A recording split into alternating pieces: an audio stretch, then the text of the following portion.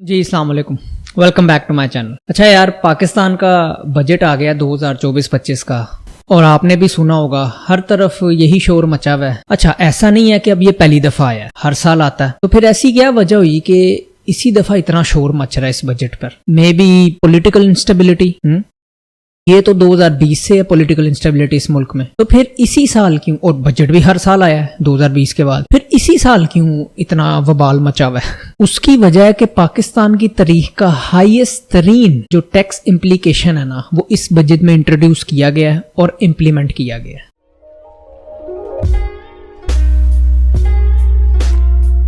Again elite class, government sectors, defence sectors, ये सब exempted है इस बजट से एज यूजुअल।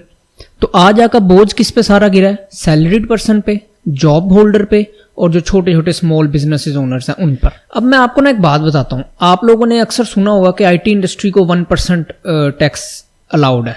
आईटी इंडस्ट्री में 1% टैक्स की बड़ी बातें की जाती हैं। अब दिस इज पार्शली ट्रू। अगर आप फ्रीलांसर रजिस्टर्ड है ना FBR में, तो आप 1% टैक्स देंगे, आप बाकी टैक्स नहीं देंगे। क्यों? क्योंकि ये लोग कहते हैं कि यार आप डॉलर ला रहे हैं मुल्क के अंदर, ठीक है, तो इसलिए हमने आपको बेनिफिट्स दिए हैं, ठीक है, कि आप 1% टैक्स देंगे। तो फर्ज करो आप फ्रीलांसर हो, आपके पास इतना ज्यादा काम है कि अब आपने आगे से हायरिंग शुरू की है, इसी तरह एजेंसी बन जाती है। तो जो एम्प्लॉयज हैं, जो बंदे आपने हायर किए हैं, वो तो ऑफिशियली एम्प्लॉयज हैं, वो तो पूरा पूरा टैक्स दे रहे हैं। सो आ जाकर बात वहीं आ जाती है, मतलब एम्प्लॉय जो है वो अपना पूरा पूरा टैक्स दे रहा है और एजेंसी जो है वो अकेला बंदा चला नहीं सकता। जो ओनर होता है एजेंसी का, CEO या को फाउंडर, एम्प्लॉयज ही हैं जो मिलकर चला रहे होते हैं। तो असल चीज तो एम्प्लॉय पे जो टैक्स लगा है वो बात है ना। सबसे बड़ी बात, अब जो इन्होंने टैक्स लगा देना एम्प्लॉयज पे, यानी कि इंडस्ट्री पे ही, एम्प्लॉयज ही हैं, इंडस्ट्री और कौन है वो? सर जी, आज तक का सबसे हाईएस्ट टैक्स ब्रैकेट है। 35% आपको अपनी सैलरी का हुकूमत को देना पड़ेगा ईयरली। अच्छा, वैसे तो सैलरीज पर ना टैक्स ब्रैकेट्स अप्लाई होती हैं, यानी कि सैलरी ब्रैकेट्स होती हैं, उन पर टैक्स होता है। जिस तरह 6 लाख अगर आपकी सालाना तनख्वाह है, ठीक है, तो उससे नीचे नीचे 0% टैक्स है। अगर 6 से 12 लाख के दरमियान तनख्वाह है, सैलरी है, तो उस पे 5% टैक्स कर दिया इन्होंने। पहले 2.5 होता था। 12 से 20-25 है तो उस पे मे बी 15% होगा। 30 है, 30 से लेके या 25 से लेके 30% है तो उस पे इतना है, फलाना फलाना है। तो इस तरह करके ना टैक्स ब्रैकेट्स हैं। तो हाईएस्ट ब्रैकेट जो है सैलरी की, जो इन्होंने अपनी तरफ से थ्रेशोल्ड रखा है, वो 6 मिलियन है ईयरली, जिसके ऊपर आपको सैलरी का 35%, 35% ऑफ 6 मिलियन आपको ये देना पड़ेगा हुकूमत को। तो भाई आईटी इंडस्ट्री में तो काम ही 6 से 1.2 मिलियन के दरमियान से शुरू होता है। फ्रेश ग्रेजुएट जब इंडस्ट्री में लगता है तो उसकी 6 लाख से लेके 12 लाख के दरमियान तो सैलरी लगती है आज के हिसाब से। तो यानी कि वो शुरू से ही टैक्सेबल है। चलो ठीक है, पहले 2.5 था, 5 है, खैर 5 ही बहुत ज्यादा है एक फ्रेश ग्रेजुएट के लिए, लेकिन देर है। लेकिन आप ये देखें ना कि अगर इतनी ब्रैकेट से एक बच्चे की, एक फ्रेश ग्रेजुएट की शुरू हो रही है, तो जो इंडस्ट्री में 5-5, 6-6 साल के एक्सपीरियंस बंदे हैं, उनकी तो हाईएस्ट ब्रैकेट में ही फॉल करेगी ऑटोमेटिकली, क्योंकि पेज अच्छी है इंडस्ट्री की। बड़ी सिंपल सी बात है, 6 million for a person who has an experience over 5 years, a software engineer, 6 million is nothing for him. ये तो एक इट्स प्रीटी कॉमन। 6 मिलियन सालाना वो आराम से कमा रहा है, और कमा रहे हैं लोग। यही सैलरी ब्रैकेट्स हैं एक नॉर्मल। तो यानी कि आईटी इंडस्ट्री में जितने भी एम्प्लॉयज है ना एक्सपीरियंस, सब ही हाईएस्ट कैटेगरी वो फॉल करेंगे टैक्सेबल अमाउंट में। मतलब सब नहीं, 35% इज टू मच यार। इसका ये मतलब है कि आईटी इंडस्ट्री में 35% वाला ही लगेगा, उससे नीचे तो वो चलो क्या है, वो 2 साल तक एक्सपीरियंस वाले बंदे हैं, 3 साल के एक्सपीरियंस वाले बंदे हैं, ठीक है, यही फॉल करेंगे। तो आधी से ज्यादा इंडस्ट्री तो 4-5+ years ऑफ एक्सपीरियंस वाले लोग हैं, तो वो सब तो 35% पे फॉल करेंगे हाईएस्ट ब्रैकेट में। और इन गधों को लगता है कि आईटी इंडस्ट्री कुछ नहीं कर सकती इस बारे में। अगर आईटी इंडस्ट्री चाहे ना तो अभी लीगली, आई रिपीट लीगली, अपने करंट एम्प्लॉयज को जो इस सैलरी, इस टैक्स ब्रैकेट में फॉल करते हैं, 0 टैक्स पर काम करवा सकते हैं अभी भी। And there is nothing you can do about it. इससे उल्टा मुल्क को नुकसान होगा। इन्होंने ये टैक्स ब्रैकेट्स जो हैं लेटेस्ट बजट के, ये शो कराए हैं कि मुल्क को जरूरत है पैसे की, मुल्क पे पैसा आएगा, इस तरह इसलिए हमने ये किया है। और इस तरह उल्टा नुकसान होगा। ऑब्वियसली जो इंडस्ट्री के एम्प्लॉयज हैं, जो सैलरी क्लास है, वो रेजिस्ट करेगी और वो फिर सोल्यूशंस ढूंढेगी, वे अराउंड ढूंढेगी। और जितना आ रहा है वो भी नहीं आएगा, फिर अब यही होगा, इससे और क्या होगा। इनफैक्ट अगर कोई मेरी ये वीडियो कोई ऐसा बंदा सुन रहा है जो एक एजेंसी ओनर है, जो सॉफ्टवेयर हाउस चला रहा है अपना, तो मैं आई वुड इंसिस्ट, देखो I am an employee, I am not a business owner, ठीक है, मेरी एजेंसी नहीं है, मैं एम्प्लॉय हूँ। आई इंसिस्ट कि आप ये रूट लें जिसमें आप अपने एम्प्लॉयज़ को बगैर टैक्स काटे उनकी सैलरीज दे सकते हैं, and it is not difficult, कोई रॉकेट साइंस नहीं है। आप बहुत तरीके हैं, ठीक है, आप एज अ फ्रीलांसर उनको शो करा सकते हैं, आप ऐसे मुल्क में अपनी कंपनी रजिस्टर करा सकते हैं जहाँ 0% टैक्स हो, जिस तरह दुबई है, उधर टैक्स नहीं है या बहुत मिनिमल टैक्स है। उधर से आप अपनी इन वाली एम्प्लॉयज़ को जो बहुत हाई ब्रैकेट में फॉल करते हैं 6 मिलियन प्लस में, उनको एज अ फ्रीलांसर कर लें रजिस्टर, या उनको रेमिटेंस भेजना शुरू हो जाए, उनको इस तरह करके तरीके बहुत हैं, ठीक है, लीगली है ये सारा ना, ये लीगली हो सकता है। और दुनिया क्या, मतलब there is a term in finance called parking, आप अच्छी तरह वाबस्ता हैं उस टर्म से, वो उस तरह करें, अपना पैसा जो है वहाँ पार्क करें। इधर क्यों लाएंगे, जाहिर है क्यों लाएंगे भाई, ना कुछ रिटर्न में मिलता है ना कोई, तो क्यों लाएंगे। तो इस तरह के तरीकों से आप अवॉइड कर सकते हैं टैक्स इस ब्रैकेट का। देखो बात पता क्या है, बात यही है कि आप जितनी मर्जी सैलरी को इंक्रीमेंट कर दें, वो टैक्स जो है इस पॉइंट के बाद इतना ज़्यादा हो जाता है कि आप there is only so much you can do about it. कोई फायदा नहीं रहता आपकी सैलरी इंक्रीमेंट का, डिक्रीमेंट का, क्योंकि 35% यार, ऐसे मुल्क में जहाँ पे इन्फ्लेशन है, जहाँ पे अनएम्प्लॉयमेंट है, ठीक है, जहाँ पे ट्रस्ट इश्यूज हैं, सब कुछ है, जहाँ पे पॉलिसीज ही नहीं है, उधर आप 35% of your hard earned income उनको दे रहे हैं जिन पे आप ट्रस्ट नहीं करते। देखो हुकूमत के आगे गिड़गिड़ाने से, ऑनलाइन ट्रेंड शुरू करने से, प्रोटेस्ट करने से क्या होता है, कुछ भी नहीं होना।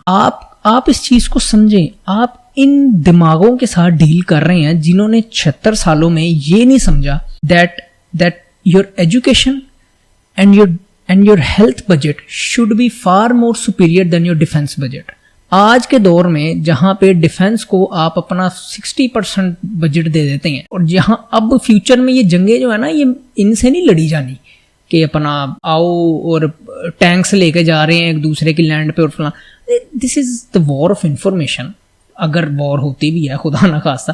पॉइंट इज के जिनकी प्रायोरिटी ये हो कि भाई लैंड एक्वायर करनी है, ज्यादा बिजनेस बढ़ाना है हर वक्त, ठीक है, बिजनेस भी क्या, वो बस फैमिली बिजनेस बढ़ाना है। बिजनेस अच्छी चीज़ है, बट फैमिली बिजनेस ये रखते ही अपनी फैमिली के अंदर है सब ना, तो इकोनॉमी का कोई ख्याल नहीं है। इन दिमागों के साथ आप निगोशिएशंस करना चाह रहे हैं, फ़ायदा ही नहीं है कोई, आपको कुछ नहीं मिलना रिटर्न में। ये एजेंसी ओनर्स को मैं कह रहा हूँ, ठीक है। तो मैंने बड़े देखा है लिंक्डइन पे ऑनलाइन ट्रेंड शुरू हुआ है कि सैलरी ये, तो सैलरी ब्रैकेट कम करो, टैक्स ब्रैकेट, ये कोई फ़ायदा नहीं है इस चीज़ का, कोई फ़ायदा नहीं। I am telling you the route I have told you, आप लोगों को पहले ही पता है, ठीक है। मैं एज एन एम्प्लॉय अगर ये जान सकता हूँ ना, तो आप एज एन एजेंसी ओनर तो डेफिनेटली जान सकते हैं, और आप लोगों को पता है और कर भी रहे हैं काफ़ी लोग ना, तो करें। मैं अच्छा, इसका ये मतलब नहीं है कि मैं प्रमोट कर रहा हूँ कि टैक्स नहीं देना चाहिए, टैक्स ठीक है देना चाहिए, बट उधर देना चाहिए जहाँ पे ROI हो। तो आप लोगों का ना बहरहाल ये करने से कोई इतना नुकसान नहीं होना। 20, 25, 30 लाख की गेम है आप लोगों के लिए, और टोटल ये गेम है, और आप लोगों के लिए 20, 25, 30 लाख क्या $10,000 में नहीं बनता यार, 10, $12,000 जिनका मिलियंस में टर्नओवर है आप लोगों का यार सालाना। तो डू इट, रजिस्टर हो उस लैंड पे जहाँ से टैक्स अवॉइड हो सकता है यार। चलो लीगली थोड़ा सा ना इधर उधर हो सकता है, और भी तरीके हैं, बहरहाल वो तरीके आप लोगों को बेहतर पता है मुझसे। मैं सिर्फ रेकमेंड कर रहा हूँ वेज, रेकमेंड भी नहीं, मैं हाईलाइट कर रहा हूँ वेज, ठीक है। तो ये चीज़ है यार, थिंक अबाउट इट। और मैं आप लोगों को एक सच्ची बात बताऊं, अगर आप लोग जो एजेंसी ओनर्स अगर कोई सुन रहा है और ये कर लेता ना जो मैं हाईलाइट किए हैं पॉइंट्स, यकीन कीजिए आपका जो एम्प्लॉई है ना वो बोनस नहीं मांगेगा दोबारा, या आप लोग उस चीज़ से बच जाएंगे। जाहिर है बोनस क्यों मांगेगा, क्योंकि वो ऑलरेडी जो 35% दे रहा था या पहले 30% दे रहा था, उसको वो बच रहा है, तो वो क्यों मांगेगा बोनस, ठीक है। वो खुश हो जाएगा उसी में।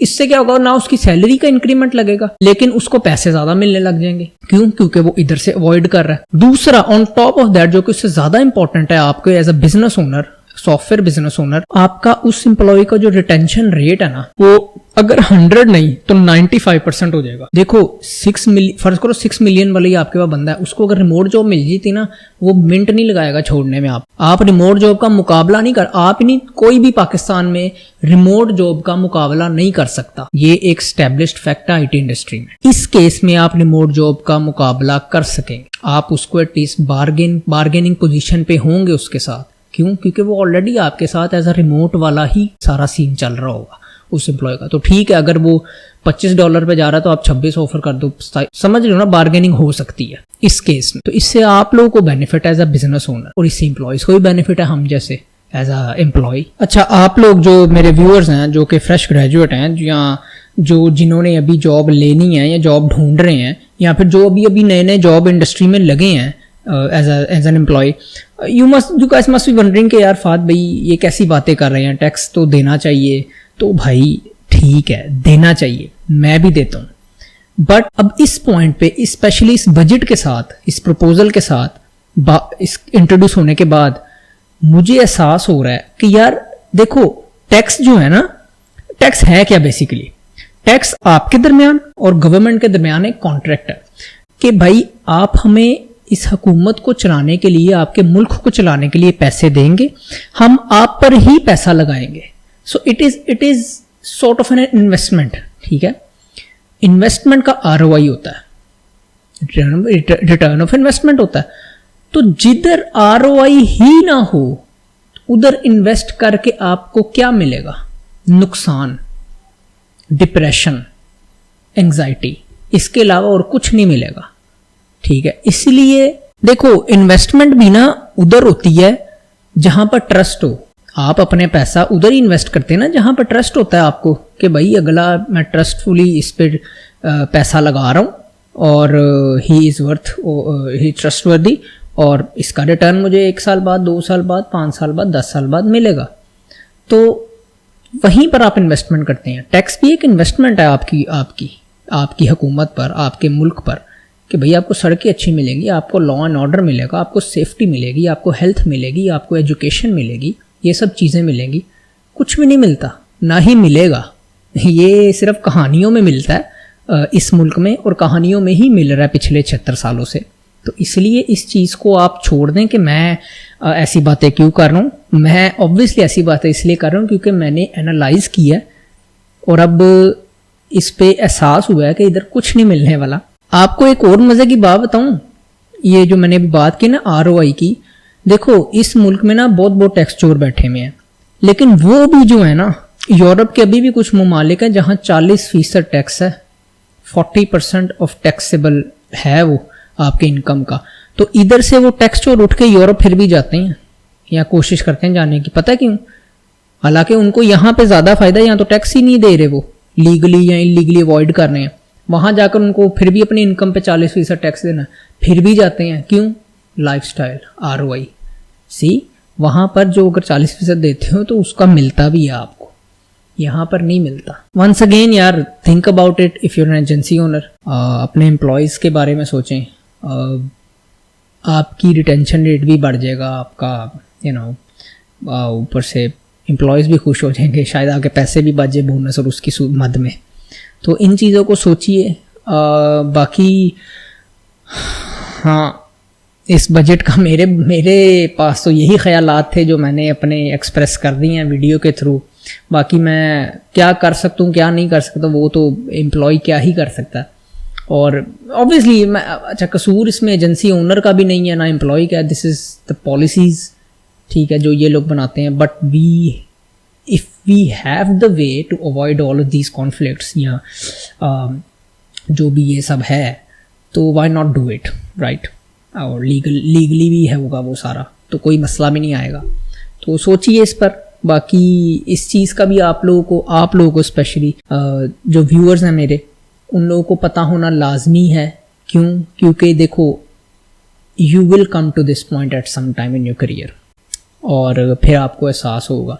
दूसरी इंडस्ट्रीज़ के जो है ना, वो तो इस पॉइंट पे शायद आते ही ना हो इस मुल्क में, क्योंकि इतनी ज़्यादा इनकम बहुत ही कम इंडस्ट्री में ना, दूसरी इंडस्ट्री में पाई जाती हैं। बहुत ही आपको ना ज़्यादा ऊपर का होना पड़ता है, स्किलफुल होना पड़ता है। आईटी इंडस्ट्री अभी भी है जिधर आप ठीक है एक एवरेज स्किलफुल पर्सन होने के साथ इस लेवल को रीच कर सकते हैं, और अब इन्होंने उसको भी उस पर भी घेरा तंग करना शुरू कर दिया। सो आई होप कि आप लोगों को ना थोड़ा सा इनसाइट्स थोड़ी सी मिली होंगी कि भाई ये कैसे, क्या ये चक्कर है सारा जिस पे इतनी लंबी मैंने गुफ्तगू की है। एनीवेज फिर अगली किसी वीडियो में किसी नए टॉपिक के साथ आएंगे।